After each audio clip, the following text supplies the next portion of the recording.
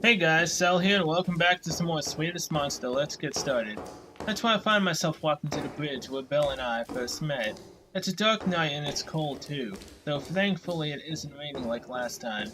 Maybe the dark storm clouds up above already expended themselves over Whippy, flicking the cobblestone road so unsuspecting pedestrians would fall and tumble to the ground like dominoes. That shopping trolley is still lying in the middle of the river, undisturbed like the carcass of a hippo. It looks strangely majestic under the light of the moon, a monument, a landmark, a pagan place of worship. I shiver, my fingers wrapped tightly around the wrought iron railings of the bridge. I don't know if I'm just shivering from the adrenaline, the cold, or my own anxiety. Maybe it's all three. We humans are complicated creatures. The bruises dotted across my neck still hurt. I keep prodding at them even though I know I shouldn't. I can't help it. Maybe we humans aren't that complicated after all. Maybe we aren't. Hello there, stranger. The moon is beautiful tonight, isn't it? Belle. She's walking towards me, her dark hair fluttering in the breeze. She isn't wearing the black coat she donned earlier today. Neither is she in her ridiculous school uniform. Instead, she's wearing the little black dress she wore during our first meeting. I don't know why, maybe it's symbolic. Maybe it is. That dark black dress makes her skin look whiter than ever. Her slender arms are still at her sides like bundles of sticks or bleached bones. She must have approached me silently, so silently, while I was still lost in thought, busy prodding at those bruises she left behind. Her footsteps are silent even now, though like those of a cat's. She doesn't make any noise, not even as the wind plays through her hair or tugs at her skirt. She's that silent, she ninja? I'm so happy, Robin. She comes to a halt, standing before me. I can hear the beating of her heart, even though we're not touching, separated by just a hair's breadth. I can't debate the finer points of Belle's existence now. I have too much proof. Before today, perhaps I could have convinced myself Belle was nothing more than an illusion. A delusion. But now I know. Bruises on my neck, Belle's lips against my skin, the beating of her heart make any such protestations sound silly. She really is real. This is not a dream. Even if I pinch my arm, I'm not going to wake up. I've fallen too far for that. I'm so happy that you came back to me. For some reason, I knew you'd be waiting. I'm glad I had faith in you. She blinks up at me from underneath her long, sooty eyelashes, a smile on her face. Well, I can be very persuasive. She reaches forwards, the tips of her white fingers brushing against one of the ugly bruises on my neck. I flinched back, shivering. Her hands are cold like ice. Her touch chills me. You know, Belle, I was wondering something about that umbrella you had today. But Belle places one finger against my lips, silencing me. Her touch is so icy it draws my breath out of my lungs. Let's go. I want to take you somewhere. Where? I'm stuttering. I can't help it. I can't say anything to her. I can't fight against her. She was right. I already belonged to her. Captivated. Mesmerized. All it took was one glance from her bright green eyes and I was under her spell. She might have taken the form of a black cat, but she's no familiar. She would have made more adequate than witch. Oh, don't look so worried. I'm not going to do anything bad. No. I hate myself for feeling this way, but I'm also disappointed. Almost. What the hell has this girl done to me? No, it's nothing that you don't want. Belle? But she doesn't listen to my feeble protest. I don't blame her. It's not like I've made a very intelligent case for myself during these past 5 minutes or so. She takes hold of my hand, her fingers entwined with mine, and turns to leave. I follow her for want of knowing what else to do. Her willing captive. Oh boy, what's she gonna do to us? She leads me across the bridge, and I walk behind her, our footsteps merging into one single noise. She could go anywhere in my current state, I would follow her, right to the bottom of the lake, or to the very ends of the earth. I'm enthralled, much like the rats that followed the Pied Piper of Hamelin to their untimely deaths. Don't die. And we're here. I blink. Looking around, I was so lost in my own thoughts, slow and syrupy, that I completely forgot to pay attention to my own surroundings. It's the park. I went here with Belle before when she ate that stupid ice cream, her eyes half lit and her lips pursed, and the massive boner that you got from it. Playground equipment looks eerie under the moonlight, the paint flaking, the rusted old swings creak back and forth by the wind. There are no other people, we're the only ones there. Of course we are, it's 1 in the morning. What kind of parent will let their children go out at such an hour? I know I'm not the best father, but I never would permit Melly to do something like this. Melly. Does Belle have something to do with Melly? I wonder how she is. Is she tucked up in her bed, fast asleep? Maybe not. Joan Fowler said she was something of an insomniac.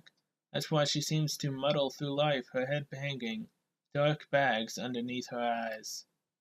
It hurts knowing your one and only child might be suffering and being unable to do anything about it, incapable of helping. Maybe that's why I started avoiding her. Maybe that's why I stopped talking to her, looking into her eyes, filled with a vague misery I could not understand, hurt. It made me feel like a failure. I wanted to help her, but I didn't know what to do. In the end, I made it even worse. I really am a bad person. If I wasn't, would I be allowing Belle to drag me around the park past midnight? This is no fairy story. This isn't romantic. I'm just an unfaithful husband, a distant father, who's trying to abandon all responsibility. It must have been easy for Belle to dig her claws into me. I walked into her embrace with open arms.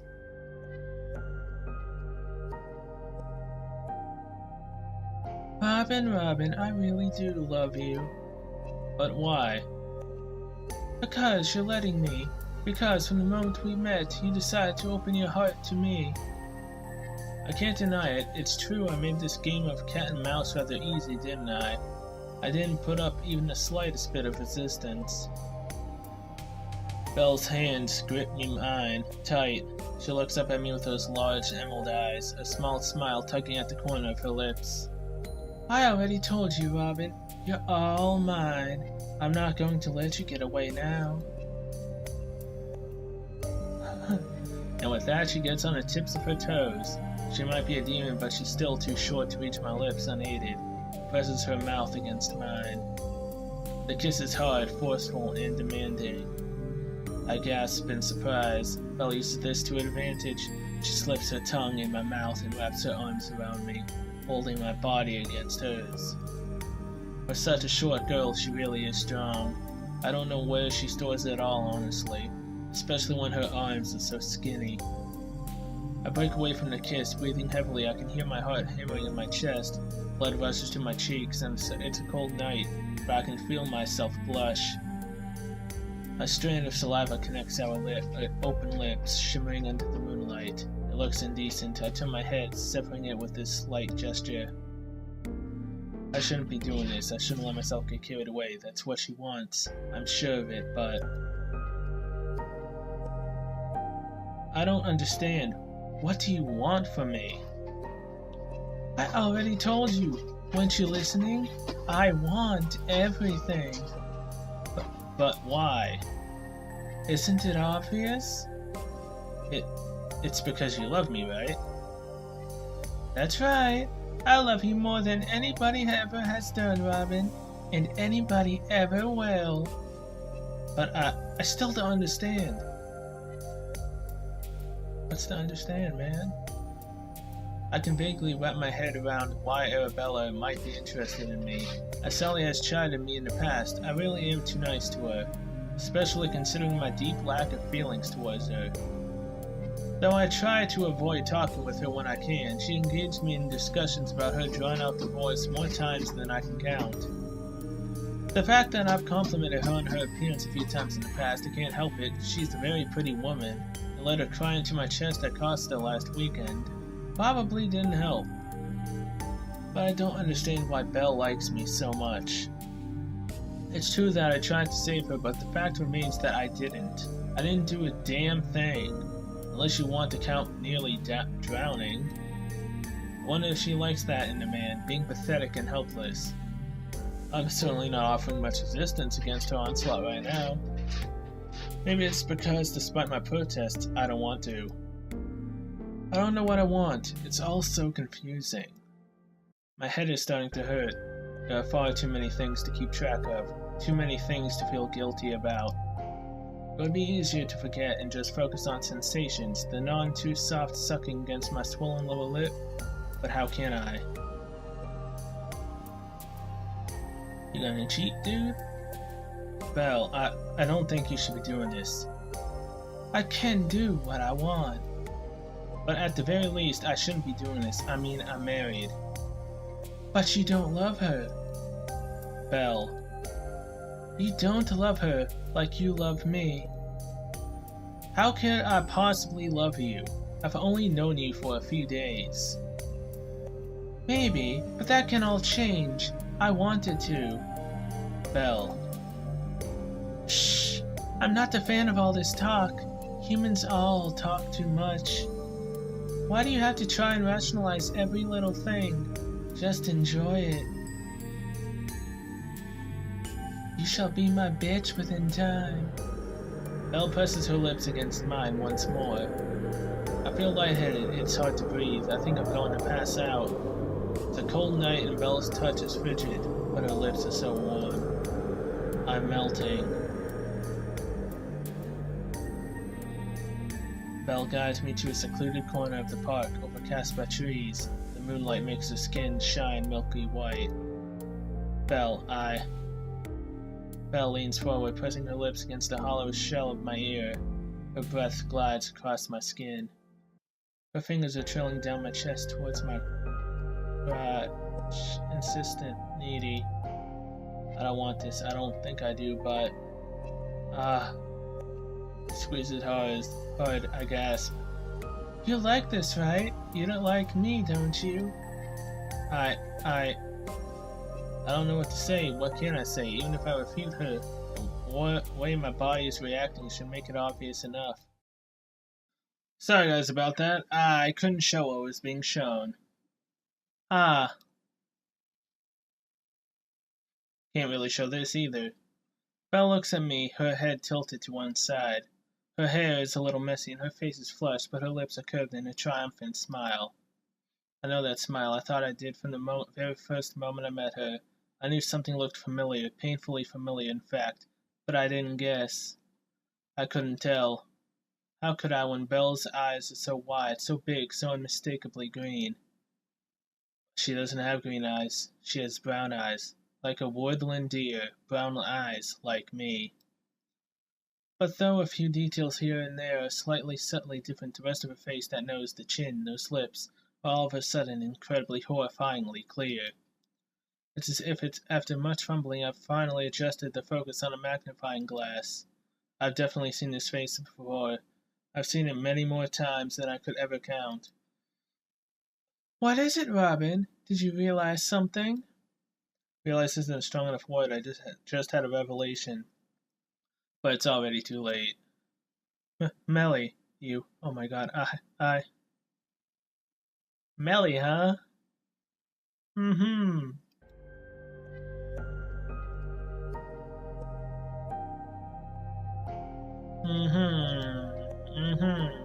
Swear I didn't know. If I hadn't known, I would never have. Fuck. Oh fuck. Melly, you're Melly. Belle doesn't refute my words. I wish she would. By God, I wish she would. She only giggles at that familiar little giggle of hers and shifts slightly on my lap. Oh God. It took you long enough to figure out, dummy. No, God, we banged our daughter. Oh, fuck. You know, it's vomiting right vomiting right after you've made love to a girl is kinda rude. I'm feeling pretty unappreciated here. I don't have anything to say. English was never my strong point, and the words have all gone. I sit there, dazed, staring at Melly. Belle. I don't know. I have no idea who this girl is anymore. She looks so much like Melly, but has none of her mannerisms. She shares every single one of her scars, her birthmarks, even her bitten fingernails, but doesn't have her stammered speech, her hanging head, her crippling social anxiety. Who is this? What's going on? You. What on earth are you? I already told you, silly. I'm a spirit. Belle grins smugly like a cat who's just caught a mouse. But she isn't Belle. Melly, my only daughter, my little girl. What did you do? What did you do to my daughter? Oh, so this is my fault, is it? I think the real question is, what did you do to her, Robin? Fuck. Yeah, there was a lot of that. I can still feel it. I'm kind of sore now. I feel the bile rising back to my throat again. I thought I was already done vomiting up whatever I had eaten over the last 24 hours. I guess not. My throat burns and my mouth tastes foul. Despite being sick, I can still remember the feeling of those kisses against my lips. Her mouth was warm. I'm ashamed to admit it, but it felt good. Oh God, oh God, oh God! You've probably worked this out already, but... Belle turns her skirt fluttering around her thighs. She holds her hands behind her back in a deceptively demure way, a sweet little smile playing across her face.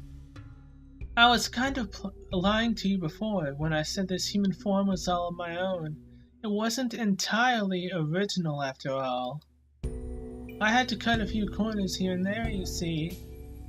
So you stole my daughters. More or less. More or less, she says, accompanying her words with a casual shrug.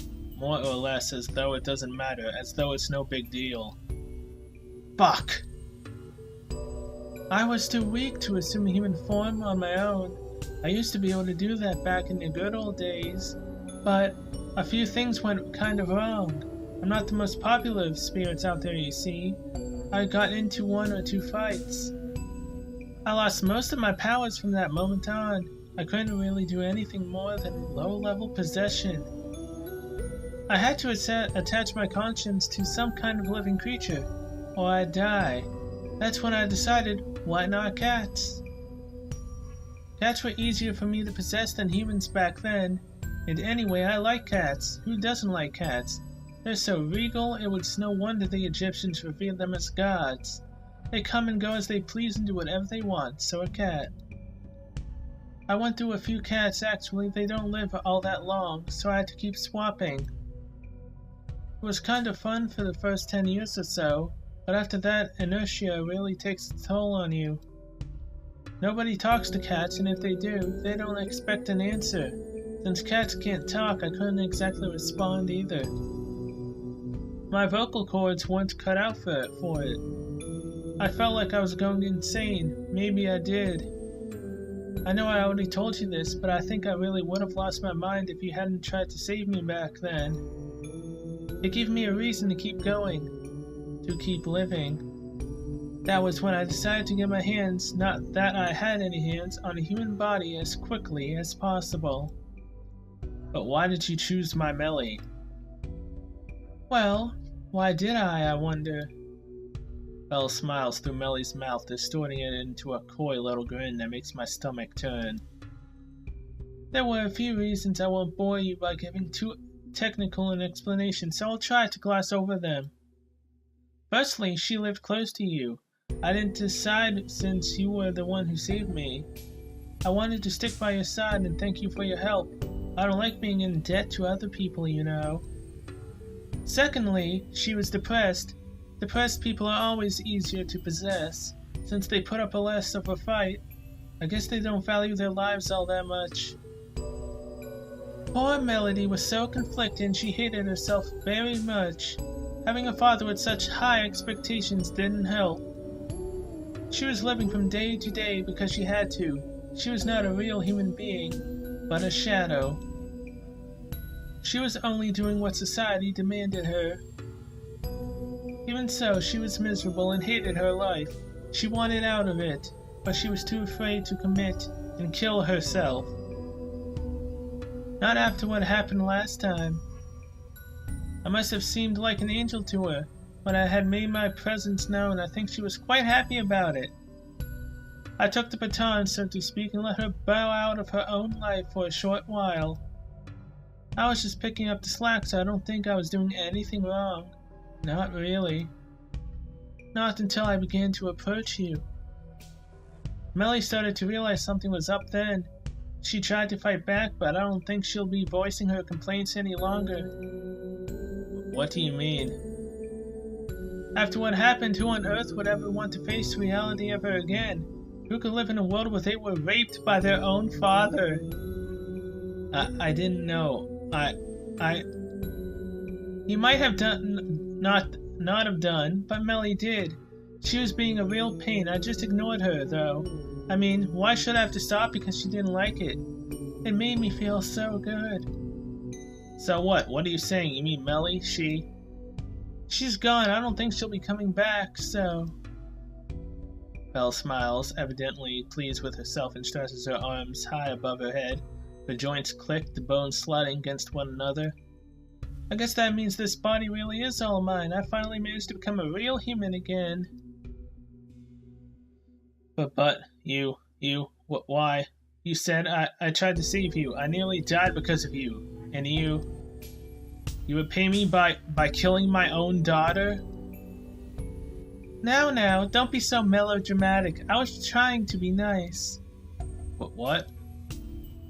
I didn't have to introduce myself to you. I could have possessed Melly slowly, without you being any the wiser. It would have made this a lot easier, actually. You never would have suspected a thing. I changed my mind, though. I thought it would be dishonest, and... I wasn't lying when I said I loved you, Robin. I really did want to see you again, and I didn't want to do it as your daughter. I had no choice but to speak to you through her body, but I wanted to see you for who I really am. I wanted to be me. I've only acted the way I have out of love. You just can't understand it because you're a human. You humans can't live as long as we do, so you might as well be able to understand, but I really did want to make you happy. But what do you mean? How do you think that doing that would have made me happy? I was doing you a favor, wasn't I? A favor? Yes, I mean, you don't love your daughter, do you? That isn't true. I love her. I love her a lot. She's my Melody. But you haven't had a proper conversation with her in years. Melody told me you're like strangers. Maybe we didn't speak to one another much, but... You can try and argue however you want, but it doesn't change the facts. You can't have loved her, or you would have realized who I was straight away. I bite down on my lower lip, my face blanking, whatever. She's right. How can I call myself Melody's father when I never realized this whole time Belle was interacting with me through her body? She was a disappointment. You wanted a daughter, but Melody wasn't the daughter you wanted. She was tone-deaf, clumsy, and so very, very shy, just like the ugly duckling from the fairy tale. I helped her turn into a beautiful swan. You said it yourself. You think I'm beautiful, don't you? Damn. Belle leans forward and takes hold of my face between her ice-cold hands. I only notice now the significance of her poor, shorn fingernails bitten down to the quick through years upon years of stress, anxiety, and constant worries. Those fingernails chewed and mangled like the surface of an alien planet don't belong to her. They aren't Belle's fingernails, the fingernails of a monarch, Marie Antoinette. They're Melody's. Belle's whole body belongs to Melody. Every single one of Melly's memories, her thoughts and feelings are engraved into Belle's skin, like Egyptian hieroglyphics in the side of a rock. But I couldn't read any of those signs. I never even bothered to try. Is that because I don't love my daughter? Did I ever love her? This whole time, was I just deluding myself? You should thank me, Robin. Melody should too. I was able to turn your disappointment of a daughter into somebody you can be proud of, somebody you can love, and you do love me, you told me yourself.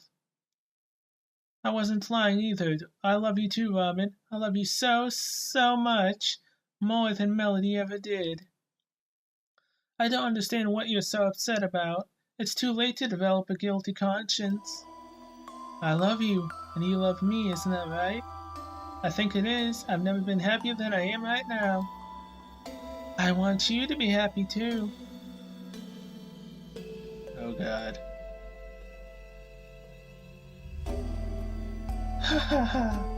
Is that really the end?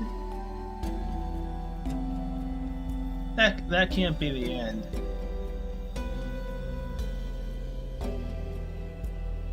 That cannot be the end, can it?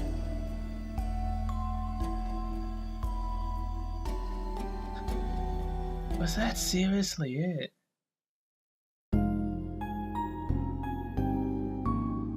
May 16th, Sunday. I don't think I slept a single wink last night. I tossed and turned, rolling the duvet about me so Sally moaned and mumbled at me to knock it off, because her feet were getting cold, but I didn't fall into the land of dreams. Even if I had managed it, I would doubt I would have had any dreams. More like nightmares. Pale limbs, long and slender. Oh man. Pale limbs, long and slender, sooty black hair. Okay, so the words are just gonna stay there. Bright green eyes. Belle. Or is it Melody? Did any of that really happen? I don't know. Thoughts waltz around my head, but my body is slow and sluggish to process them. I can't keep up with the rapid movements of my mind. My head is filled with too many thoughts, the neural pathways inside my brain congested, but I'm so exhausted it's all I can do to keep my eyes open. My eyelids feel heavy as though weighted down by lead. When the cheerful chirping of the birds greets me at around 6 a.m., I want nothing more than to smother myself with the pillow. They've never sounded more shrill or insistent, not even on days when I have to wake up early and go to work. It's cold outside, but it feels far too hot and stuffy in the bed. Here's because of Sally. Her body is soft and warm, filled with the blood vessels and slowly digesting pork pie. That's what we had on our picnic yesterday in Whitby. We had to eat it in the car given the torrential rain. I ate my throat convulsing while my neck was marked with Belle's insistent, fervent kisses. I hear Sally rising from the bed at around 7:30. She yawns and sighs, stretches, and begins her daily routine, divesting herself of white, almost childlike nightgown and fishing her favorite blue jeans from the wardrobe. Sally is one of those strange people who, after taking off her clothes at the end of the day, hangs them back up in the wardrobe. She doesn't scatter garments over the floor and tuts at me whenever I do it. Don't even think about it, mister. That's what she says. I listen to Sally getting dressed, hiding from humanity beneath the blankets. She's quiet, perhaps for my benefit. Maybe she thinks I'm still asleep. She doesn't want to inconvenience me. Is it because she loves me? That makes it even worse. It would be easier if she hated me.